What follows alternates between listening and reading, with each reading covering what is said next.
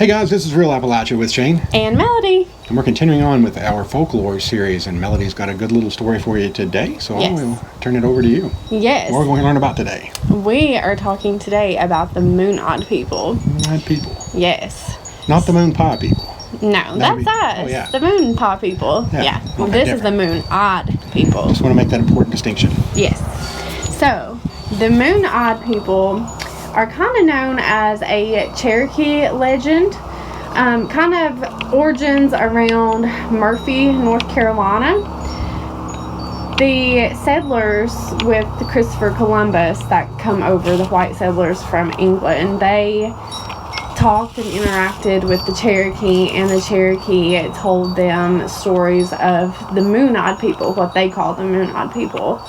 They said that they were short, very white, pale people with very blue eyes that was so sensitive to the light that they were nocturnal. They only come out at night. Yes. So, a lot of people say that this is just a legend of the Cherokee, but the weird thing is most Cherokee legends talk about people of their own race. But this one's kind of different in the fact of it's a different race entirely. Yeah. And there are also legends in the Creek tribe, the Shawnee, and the Seneca tribes. Did I say that right? Seneca, yeah. Seneca tribes. Y'all know I can't pronounce anything. And I just messed it up too, so we're reading.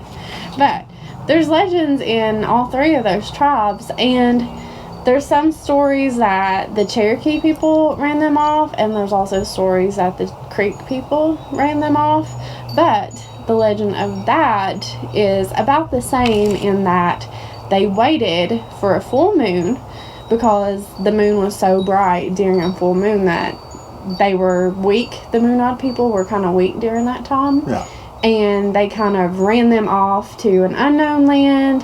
Some say West Virginia, some say Tennessee, some say that nobody ever really knew.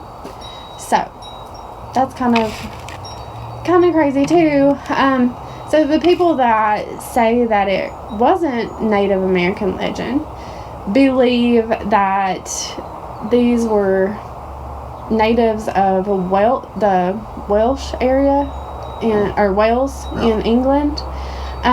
In the 16th century, there was a manuscript by a Welsh man that said another man from Wales named Prince Madoc sailed from Wales into what's now Alabama in 1171.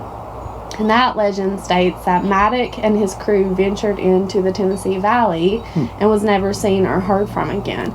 But years later, there were Native Americans that were Welsh-speaking that were believed to be part of the Madoc expedition.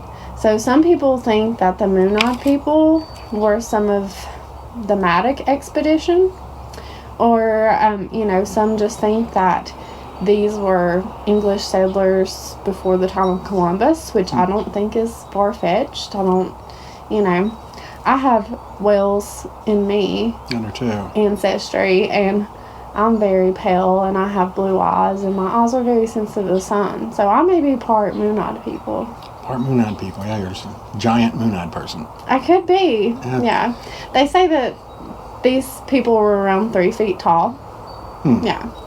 That's what's interesting about it, that adds a lot to it. You think, maybe it's midgets, wee people. Little people, sorry. Yeah. But you speculate, so that factors in, where does this, the nocturnal and the eye sensitivity and all that, which can possibly happen. I think that happens sometimes with albino type people too, aren't they? Yeah. I've actually read, because my eyes are really sensitive to light, I've read that light-colored eye people, that they do have kind of light sensitivity. Yeah. So, that's not totally far-fetched, especially if they did come from another land, like, that was more naturally cloudy and dark, and then they come over here where it was really bright. It just kind of a change for them. Plus, maybe worrying about Native American attacks, that they would come out at night strategically for that reason. I don't know. Oh, you'd think their size, too. They're pretty vulnerable Yeah. For other humans, of course, you know. Very true. Or to even animals or anything else, and you think, well, maybe that's why they move by night, maybe that's why they're sensitive to light, kind of adapt to your environment. Yeah. It's hard to tell, and it just... It is. I think it's an odd detail, though things like that, the nocturnal and the eye sensitivity is kind of an odd thing to add to just a legend for no reason. Yeah, exactly. And they are so different from the Native American tribes. I tend to think that they were another race. Of course, some people say that they were aliens, but some people say everything is aliens. Exactly, yeah. If you watch the History Channel, everything is aliens. Yeah. So, there's actually a soapstone carving at Cherokee County Historical Museum in Murphy, North Carolina, of what the Native Americans said the MoonEyed People look like. And there's also a Fort Mountain State Park in Georgia, the southern end of Appalachia, that has this mysterious fort that is sometimes credited to the MoonEyed People.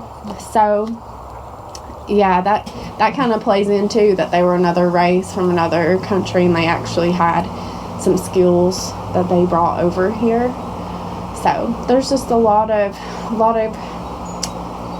confusion there of what they could be. I've also read that they are part of what makes up Melungeon ancestry. That like the MoonEyed People actually blended in with Native Americans and later on African Americans, or maybe this Madoc expedition was part Native American, part Welsh, and then eventually mated with African Americans and made Melungeons.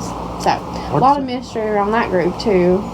Part of what makes the legends and folklore so fascinating is the unknown, and I don't guess we will ever know. And I have seen that carvings, the pictures of it. I've not seen it in person, but yeah, it's kind of like they have rounded faces too, don't they? Almost looks like snowman. Kind of, yeah. And hopefully we can get a picture up here to show you guys at some point in this video. But it is very interesting. But you know, little people sometimes have like wider faces too. Yeah. So, like you said, I mean, it could just be how they were made, and it's nothing, you know, out of the ordinary. It was just different. But maybe that's where the Smurfs come from. They weren't blue. Think so. They weren't blue. They were white. No. Very pale. They said the men had long white beards, light blue eyes. So. Papa Smurf. No. Was there a cat and a guy named Gargamel in this story? Because this sounded very familiar. So I would like to hear other people's stories. If you guys have heard anything else about the MoonEyed People, I think that's a really interesting story. And, you know, there's actually stories that's similar over in Scotland and Ireland and things like that as well. So that's what I kind of tend to believe. But you tell us your beliefs in the comments, because we would love to hear them. Yeah, we'd love to hear that. Thank you. If you enjoyed this type of thing, tell them what they can do for us. Give us the thumbs up. Subscribe to our channel so that you don't miss out on any of our folklore videos. And also want to mention our wonderful donors and brand new patrons. So we had Vern Weller, who made a PayPal donation, and he's a repeat giver. So thank you, Mr. Weller. Thank you, Vern. Thank you. We appreciate your loyalty. And then we also had a couple new patrons. We got Rob Crotts and Chris Jurkowski. Yes. So welcome aboard. Thank you guys so much for supporting the channel, and we appreciate you more than you'll ever know. We really do. Thank you, guys. We'll see you in the next video.